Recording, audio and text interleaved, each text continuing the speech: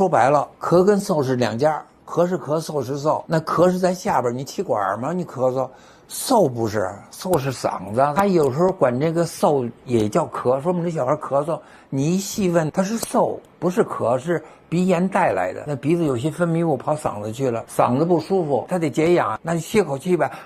咳你控制不住，你想人为的说我想咳就咳，那不行，你根本就控制不住。真正咳嗽起来，有时候哐哐能吐了，你上下一分，你就把跟咳嗽用平常的话你就讲开了。那用药就不一样了，你嗽是治疗嗓子，你咳嗽是治疗下呼吸道，所以你跟他这一讲，他就明白咳跟嗽是分家的，部位不一样，给药也不一样。你这样就别把书本上那个什么叫咳，什么叫嗽，什么叫咳嗽，你这东西你讲起来他就乱，不容易理解。你用这个大白话，你跟他一讲，他就明白了。我觉得这么宣传，相对来讲就让家长掌握科学育儿的知识，我觉得更便捷吧。